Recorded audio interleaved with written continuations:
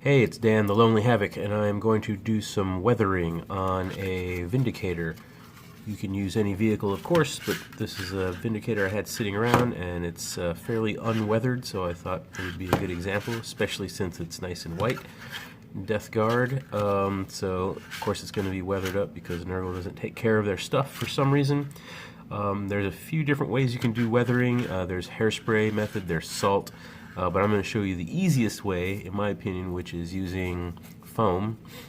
This is just pick and pull foam from one of my army cases, and you just get you a piece. This is probably a good size for doing vehicles. If you're doing armor on a smaller model, you can kind of cut the edge, but what you do is you kind of pick out some parts out of the middle there, kind of make it a little more random. This stuff's pretty good because it's already porous already. I don't know how well it's focusing, but it's very porous, spongy, and good. So that's all you gotta do. Pick some stuff out, make it so it's not completely flat, and then since this is going to be sort of rusty, I'll start like on the edge here. I'm going to use Scrag Brown, which is kind of a nice red brown color, brown red, and I'm going to put some on my makeshift palette here. Any palette will do, or if you're a heathen like me and not trying to show off for the camera, you can just go right into the paint pot. So take your sponge, get it on there, and then just start hitting the edge.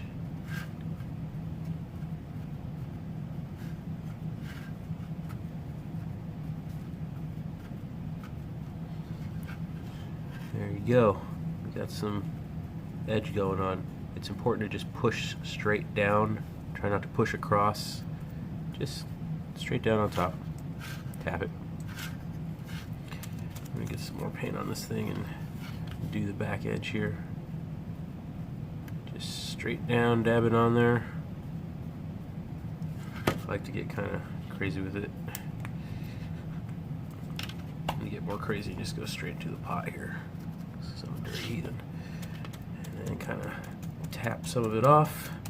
You can see the pattern that that's making already. It's very nice. Straight down. Especially around like the tracks and the bottom of the vehicle where shit's gonna be getting ground off. Vehicles are an easy one. I love doing vehicles.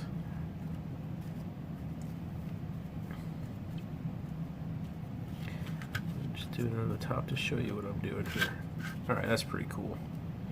So I'm gonna go darker toward the edge, add a little smaller piece. I'm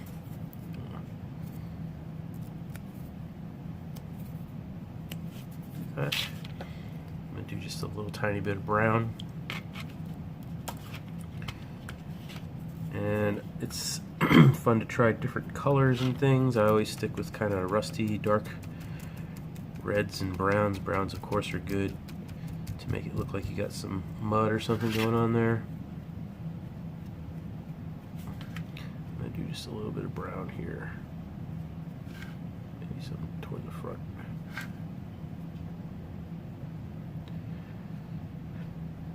They like drove through some mud or something earlier. You know how Death Guard is.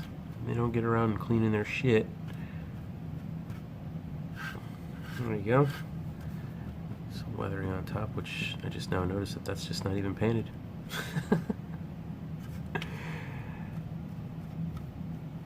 Always go for the edges though.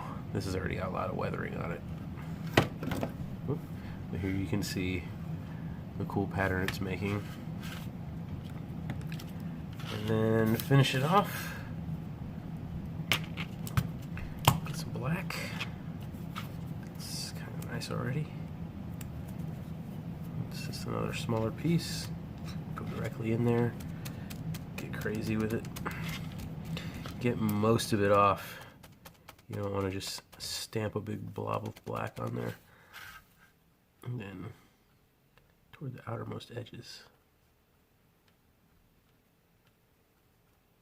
I'm not going all the way across, just on the edge, just one little piece.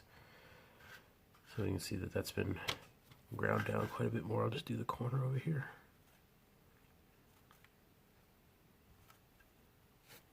So, super easy. Just need some foam, some paint, a little idea of where the weathering might have occurred. In this case, maybe just from people coming in and out, I don't know. But I use this different brown, reds, and blacks to make it look like it's nice and corroded. It's got a cool look. Hopefully that's focusing in all right.